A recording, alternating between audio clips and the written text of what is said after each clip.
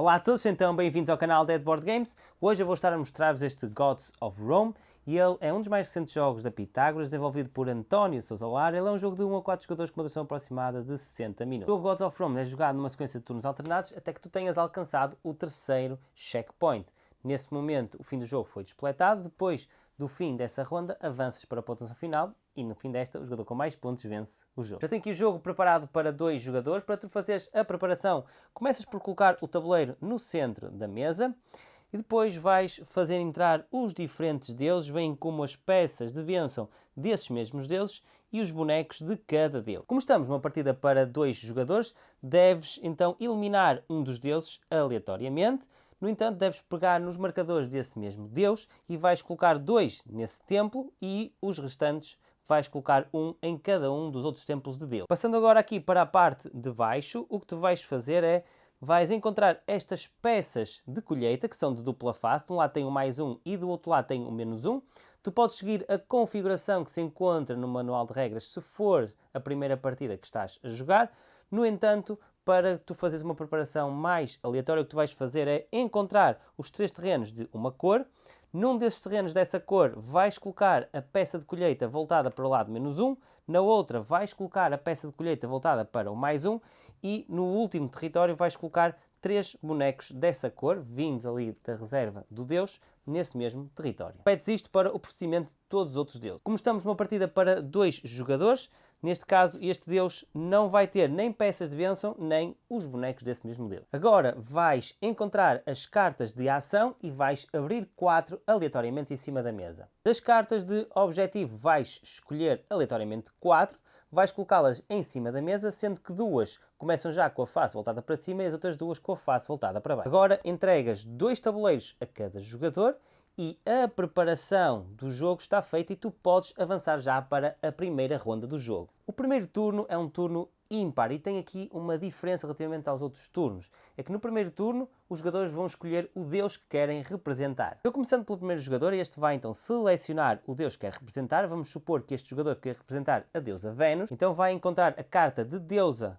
que corresponde à deusa Vênus e vai colocá-la ao lado do seu tabuleiro de jogador.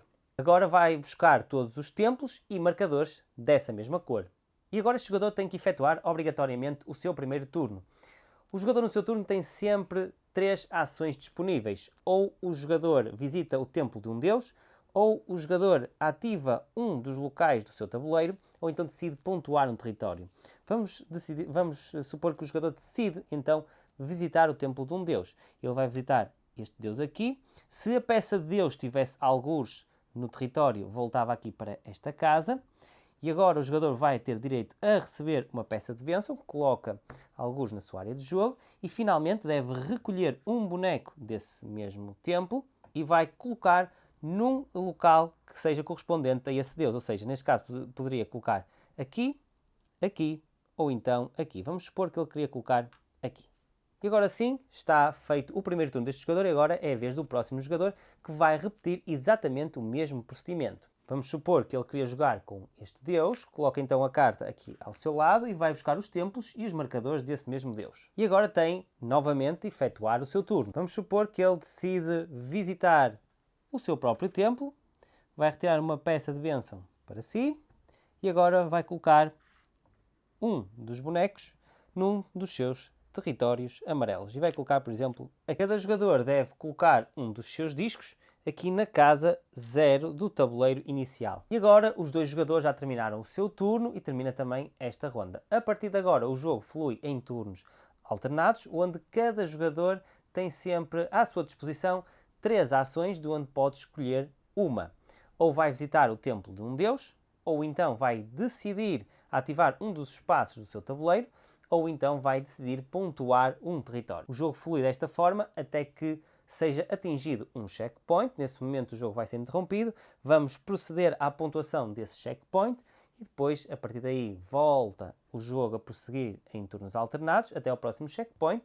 Faz o mesmo procedimento, pontua-se esse checkpoint e depois o jogo flui normalmente em turnos alternados até ao terceiro e último checkpoint, que quando esse for atingido, despoleta-se o fim do jogo. Termina-se depois essa volta e avança-se para a pontuação final e no fim desta o jogador com mais pontos vence o jogo. Já te expliquei a ação de visitar o templo do deus.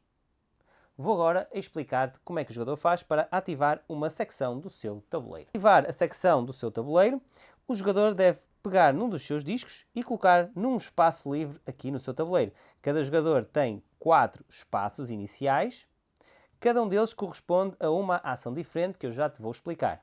Cada espaço só pode conter um disco e também cada local tem uma ação normal e outra melhorada. Para que o jogador consiga fazer a ação melhorada, tem de utilizar uma ficha de Deus. Se não utilizar, simplesmente vai realizar esta ação no modo normal. Vamos agora explicar quais é que são cada uma dessas ações. Como tu vês, o tabuleiro de cada jogador tem sempre 4 espaços. E estes 4 espaços têm as 3 ações que existem em todo o jogo. Aqui ao lado tu consegues ver na primeira coluna, tu vês as ações normais, o que é que tu tens de fazer como lembrete, e na segunda coluna tu tens a ação mais avançada, onde utilizas então a ficha de Deus, como está aqui indicado em cima. Vamos então começar por te explicar a ação básica e depois a ação mais avançada de crescimento. Quando efetuas a ação normal de crescimento, deves colocar um disco neste espaço do teu tabuleiro ou então numa carta, como vais ver mais adiante no vídeo, que tenha este mesmo símbolo. Nesta ação, basicamente, tu vais buscar um boneco da tua cor, neste caso será um boneco cor-de-rosa, e vais colocar num local onde tenhas presença, ou seja, onde tenhas pelo menos um boneco da tua cor. Neste caso aqui, como estamos no início do jogo, só poderias colocar o teu boneco aqui. Mas vamos supor que mais adiante no jogo tinhas este cenário aqui e ias executar a ação de crescimento. Tu vinhas aqui, recolhias o teu boneco e agora podias colocar aqui, aqui, aqui ou então aqui. Vamos supor que colocavas aqui. Vamos supor que mais adiante no jogo tinhas este cenário aqui e que ias efetuar a ação de crescimento. Algo muito importante é que se um local tiver uma peça de Deus, quando tu efetuas a ação de crescimento, não podes colocar lá um meeple da tua cor, mesmo que tenhas lá a presença. Quando fazes a ação de crescimento melhorada, o que tu vais fazer é utilizar uma ficha de Deus e vais colocar essa ficha de Deus no símbolo dessa ação de crescimento e vais na mesma colocar um disco da tua cor. E agora, há aqui um ponto muito importante, é que a ação de crescimento melhorada permite construir um dos teus templos. Mas aonde é que tu vais construir este templo? Vai ter que ser no território que corresponde à ficha de bênção do Deus que utilizaste. Neste caso tem que ser o Deus azul, que é este Deus aqui. E na mesma vais ter que construir este templo num sítio onde tenhas presença e onde não exista outro templo. Ou seja, neste momento o jogador rosa tinha presença aqui e aqui, nos dois sítios do Deus azul, mas como aqui existe um templo, ele não pode construir aqui já o seu templo, terá de construir obrigatoriamente aqui. E por fim, deve ir aqui à fila de cartas de ação, vai escolher uma e deve agora adicionar num espaço aqui livre do seu tabuleiro. Por exemplo, podia adicionar aqui. Por fim, revelas uma nova carta para que o próximo jogador tenha 4 cartas disponíveis para selecionar. Estas cartas de ação, como tu vês aqui em baixo, têm 2 símbolos, o que significa que se colocares um disco sobre estas cartas, tu vais poder sempre executar 2 ações que podem ser diferentes ou podem ser 2 símbolos iguais. Vamos agora explicar a próxima ação, que é a ação de viagem. Quando selecionas esta ação, deves colocar na mesma lá o disco e agora vais encontrar um território onde tenhas bonecos da tua cor e agora o que tu podes fazer é escolher a quantidade de bonecos que queres mover, podes mover a quantidade que desejares para territórios adjacentes, ou seja, o jogador rosa tem estes bonecos aqui, ele pode mover simplesmente um para aqui, pode mover 2 para aqui, pode mover 3, um para cada um destes territórios, ou então pode selecionar estes bonecos e movê-los todos para o mesmo território. Quando fazes a ação melhorada de viajar, vais utilizar na mesma a peça de Deus e agora o que tu vais fazer é podes selecionar os territórios onde tens os teus bonecos e podes movimentá-los para um único território. E esse território para onde tu vais mover tem de ser da cor do Deus que estás a utilizar a peça, neste caso o Deus azul. Vamos supor que o jogador rosa tinha algo deste género, tinha um boneco aqui, outro aqui e outro aqui. E queria fazer a ação de viagem melhorada. Ele colocava esta peça de Deus e agora podia pegar em todos os seus bonecos e deslocá-los para um território desse mesmo Deus. Por exemplo, podia colocá-los todos aqui. Esta é a única ação que tu não precisas ter presença nesse território para poderes fazer a ação nesse mesmo território. Agora só falta explicar a última ação, que é a ação de ataque. Quando faz esta ação de ataque, normal, tu vais identificar um território onde tenhas presença e podes afastar um boneco de outro jogador. Vamos supor que o jogador rosa tinha um cenário deste género e ele ia efetuar a ação de ataque, ele podia pegar num boneco amarelo e deslocá-lo para um território adjacente, ou seja, para aqui ou então para aqui.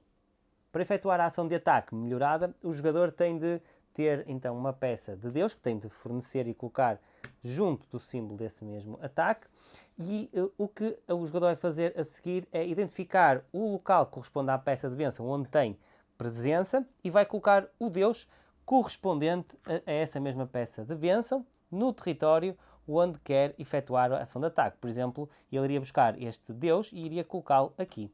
E o que vai agora acontecer é que todos os bonecos de outros jogadores, que não o jogador que efetuou a ação, vão ser afastados desse território para locais adjacentes. Os territórios para onde vão esses bonecos é o jogador ativo que está a executar a ação que escolhe. Por exemplo, poderia ser algo deste género.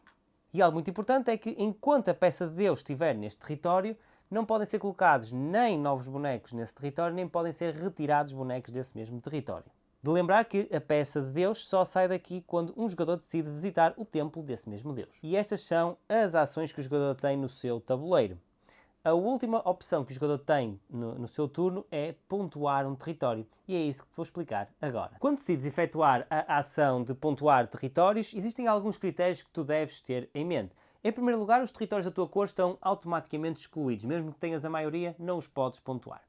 O segundo requisito é que tens de ter visitado o templo do Deus que corresponde à cor dos territórios que queres pontuar. E o terceiro e último fator é que tens de controlar os territórios que queres pontuar. Ou seja, tens de ter a maioria de força para poderes pontuar esse território. Cada boneco e cada templo vale 1 de força. Vamos então a um exemplo mais concreto. Vamos supor que o jogador rosa queria fazer a ação de pontuar território. Os terrenos rosa estão automaticamente excluídos. Outros territórios que estão também excluídos são os deste Deus. Embora ele tenha a maioria neste território, como o jogador rosa não visitou este templo, não o pode pontuar. Os únicos territórios que o jogador pode então pontuar são referentes a este Deus, que foi o único Deus que o jogador rosa visitou o templo. Deste Deus existem então 3 territórios, sendo que em 2 deles o jogador não tem presença e por isso não os consegue sequer controlar. O único território que o jogador controla é este aqui, que será o único território que o jogador pode pontuar. Então, quando o jogador vai efetuar a ação de pontuar um território, a primeira coisa que vai verificar é a quantidade de discos que tem nos locais de ação do seu tabuleiro. Se não tiver nenhum disco de ação, ele vai ter de pagar 2 aqui na tabela de pontuação. Se só tiver um disco, só tem que recuar uma casa aqui na tabela de pontuação. Neste caso, o jogador tem 2 discos, não tem de pagar qualquer ponto de vitória. Depois, o jogador deve retornar quaisquer peças de bênção que tenha utilizado nos espaços de ação para a pilha do Deus correspondente. Agora, o jogador vai ganhar 1 ponto de vitória por controlar esta região e agora vai adicionar ou subtrair o valor da peça de colheita desse território. Neste caso, a peça de território é de -1, por isso o jogador que tem 1 por controlar, -1 da ficha, neste momento tem 0 pontos de vitória. Agora vai verificar se cumpriu algum objetivo.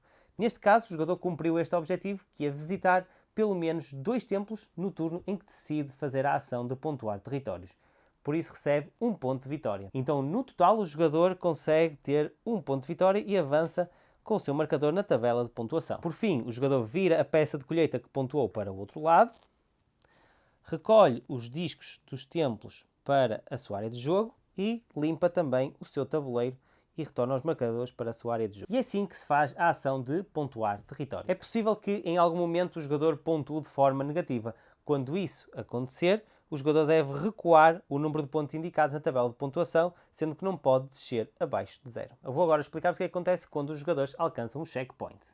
Assim que um jogador consiga alcançar a marca dos 5 pontos, isto só é possível quando o jogador faz a ação de pontuar territórios, assim que o jogador alcança então esta marca, vai ser então efetuada a pontuação desse checkpoint. E a pontuação é muito simples. O jogador que nesse momento se encontra à frente da tabela de pontuação vai colocar um dos seus marcadores no primeiro espaço disponível aqui do checkpoint, ou seja, com o valor mais alto, e o outro jogador vai colocar no espaço seguinte e assim sucessivamente. Ora, neste caso, se o jogador rosa tivesse chegado em primeiro, seria ele o primeiro a colocar aqui o seu marcador e depois o jogador amarelo. Depois de teres feito a pontuação aqui do checkpoint, algo muito interessante vai acontecer, é que existe aqui um mecanismo de recuperação. Depois de efetuada a pontuação, mesmo que o jogador se encontre na casa 0 da tabela de pontuação, vai recuperar e vão ser os dois discos, ou os discos de todos os jogadores, vão ser colocados na marca do checkpoint e assim todos partem em pé de igualdade para disputarem a corrida para o próximo checkpoint. Algo também muito importante é que quando alcanças a marca do primeiro checkpoint, vais revelar a próxima carta de objetivo. Quando um jogador alcança então o próximo checkpoint, vais fazer exatamente da mesma forma. Neste caso teria sido o jogador amarelo a chegar em primeiro, o jogador rosa estaria para trás. Depois vais novamente fazer um mecanismo de recuperação e revelar por fim a última carta de objetivo. E quando o último checkpoint for alcançado, isto depende do número de jogadores. Se for para 4, será aqui nos 8. Se for para 2 ou 3 jogadores, será no 11. Neste caso teria que ser aqui. Quando o último checkpoint for alcançado e for pontuado, o fim do jogo foi despoletado. E o jogo procede da mesma forma. E quando um jogador alcança então a marca do terceiro checkpoint, que depende do número de jogadores, no caso de 4 jogadores é a marca 8, se for 2 ou 3 é aqui na casa 11, todos os outros jogadores têm uma ação livre de pontuar os territórios. E depois de todos os jogadores terem pontuado os territórios, vai ser atribuído então aqui os marcadores na tabela do terceiro checkpoint. Isto quer dizer que, como todos os jogadores têm em direito ainda uma ação livre de pontuar territórios, nem sempre o jogador que despoleta o checkpoint vai ser o jogador que consegue roubar a pontuação mais alta. Vamos supor que neste caso terminaria assim. Neste caso seria o jogador rosa e depois o jogador amarelo. Se houver empate num checkpoint, ou se dois jogadores ocuparem a mesma posição no terceiro checkpoint ou em qualquer outro local aqui da tabela de pontuação, e for preciso pontuar os checkpoints, tu vais proceder desta forma. Claro que para 2 jogadores é difícil haver esse empate, mas numa partida para 3 e 4 jogadores é bem provável que isso aconteça. E por isso, se 2 jogadores estiverem na mesma posição do tabuleiro de pontuação quando for efetuada a pontuação do checkpoint, deves proceder desta forma. Vais encontrar então, desses jogadores empatados, aquele que tem mais territórios controlados.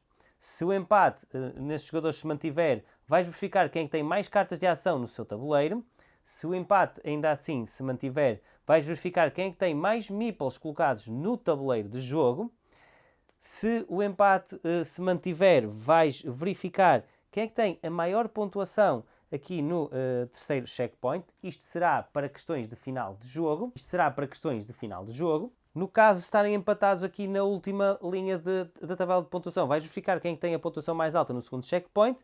E se for aqui para fazer a pontuação do segundo checkpoint, vês quem é que tem a pontuação mais alta no primeiro. Se ainda assim o empate entre esses jogadores se mantiver, tu vais verificar qual dos jogadores é que está mais longe na ordem de turno. Isto é válido tanto para desempate no critério de checkpoints como em questões de fim de jogo. Depois de teres feito a pontuação do terceiro e último checkpoint, chegas então ao fim do jogo. A pontuação final é muito simples, vais somar o valor de todos os checkpoints da tua cor, todos os jogadores fazem o mesmo, comparas a pontuação e o jogador com mais pontos vence o jogo. Se houver empate, vais aplicar o critério de desempate que eu já te expliquei para os diferentes checkpoints. Já tenho aqui a preparação então para 2 jogadores, já fiz também o primeiro turno de ambos os jogadores, este vai ser o primeiro, ele escolheu representar este deus, já como primeira ação visitou este templo, recebeu esta ficha de bênção e colocou ali um boneco. E este jogador fez exatamente o mesmo, decidiu esta cor para jogar, pegou numa das suas fichas, visitou este templo e colocou aqui um boneco. E agora é a vez deste jogador aqui. Qual é a ação que ele vai fazer? Ele vai fazer a ação de crescimento. Vai colocar aqui uma das suas fichas e vai colocar aqui um dos seus bonecos. E agora é a vez deste jogador, ele vai ter uma aproximação ligeiramente diferente. Ele vai pegar neste seu disco, vai colocar um destes seus bonecos aqui neste território amarelo para começar a poder expandir. E agora este jogador só visitou este templo, significa que para já só pode mesmo pontuar este templo, já que mesmo que visite o seu templo, ele não o pode pontuar, os outros dois já estão ocupados e este território não existe para numa versão para 2 jogadores, o que torna a coisa muito mais apertada. mas ainda assim ele vai visitar o seu templo. Muito importante, este jogador que visitou o seu templo vai ter que recolher uma ficha de bênção. Ele visitou o seu templo, vai recolher também uma peça de bênção e vai colocar o seu boneco aqui, ok? Vamos então para o próximo jogador, que é este aqui. O que é que ele vai fazer? Ele vai decidir fazer então a ação de viagem, vai mover este seu... mas antes disso não, em vez de fazer a ação de viagem, ele vai fazer a ação de crescimento, vai colocar mais um dos seus bonecos aqui, e agora é a vez deste jogador aqui. O que ele vai fazer? Vai fazer a ação de viagem, mas de uma forma melhorada, por isso coloca ali um dos seus discos, vai colocar dois dos seus bonecos aqui e este boneco também aqui, já que ele vai então ter que colocar os seus bonecos no terreno deste deus. Está feita esta ação, é a vez deste jogador aqui, e agora sim ele vai fazer a ação de viagem, vai deslocar os seus dois bonecos para aqui. É a vez deste jogador, ele vai decidir então pontuar, ele só pode pontuar este território aqui, já que não tem presença em mais território nenhum. E o que ele vai fazer é, então vai ganhar um ponto por estar a controlar, menos um por causa desta ficha, mais um porque conseguiu visitar dois templos na altura em que decide pontuar o território. Então tem um ponto no total, avança aqui na tabela de pontuação e agora vira este marcador para o outro lado, recolhe novamente para si os discos os seus marcadores, também na tabela, no seu tabuleiro, e agora vai retornar esta ficha de bênção para o deus respectivo. E agora o que é que este jogador vai fazer? Vai decidir então visitar o templo do outro jogador e vai colocar um dos seus bonecos num dos seus territórios, vai colocar por exemplo aqui, e agora é a vez deste jogador e ele vai querer então fazer a ação de crescimento, mas não compensa. Este jogador tem que receber também uma ficha de bênção daqui. Neste momento, para este jogador, o que é que compensa? Vai tentar batalhar, talvez, ou vai viajar? Ele se calhar vai viajar. Ele vai viajar e vai arrastar este seu boneco para aqui. E agora é a vez deste jogador aqui. O que é que ele vai decidir fazer? Ele vai fazer a ação de viajar, mas uma ação de viajar mais poderosa também. Vai retirar dois dos seus bonecos, vai colocá-los aqui. Neste momento já tem o controle desta região. É a vez deste jogador aqui. Ele vai fazer a ação de crescimento, vai colocar mais um dos seus bonecos aqui. Este jogador agora vai decidir pontuar. E o que é que ele vai pontuar? Vai única e exclusivamente poder pontuar este território aqui. Este território não tem qualquer marcador de colheita, por isso ele tem um ponto, não subtrai nem soma. Consegue visitar 3 templos, tem mais um, por isso tem 2 pontos. E agora vai recolher os seus marcadores. E vai recolher também estes seus marcadores para a sua área de jogo. E o seu turno está terminado. Vai devolver esta peça de bênção ao local correspondente do deus. E o seu turno está terminado. E agora é a vez deste jogador. Ele vai optar logo por ir visitar este deus. Recolhe uma peça de bênção para si. E agora vai ter que colocar este seu bonequinho aqui para não deixar esta supremacia aumentar. No entanto, o que é que este jogador agora vai decidir fazer? Ele vai decidir viajar com este seu boneco para aqui. E agora é a vez deste jogador aqui. E ele vai decidir pontuar o território. Vai pontuar este território aqui. Ele tem a maior presença, ou seja, ele controla o território, tem mais um por ter esta peça de colheita. Não visitou 2 templos, por isso tem então 2 pontos. 1, 2, 3 pontos. E vai agora recolher os seus marcadores, vai recolher também este seu disco e o jogo iria prosseguir desta forma. Acho que já ficou claro como é que vocês jogam este Gods of Rome. O jogo tem também um modo solo, vem ainda com novos objetivos que vocês podem adicionar a cada partida. Se vocês tiverem alguma dúvida, já sabem, utilizem a caixa de comentários que eu tentarei responder o mais brevemente possível. Se este vídeo vos foi útil, deixem o gosto, subscrevam o canal para continuar a acompanhar aqui a Edward Games. Já sabem, até um próximo vídeo e joguem muito!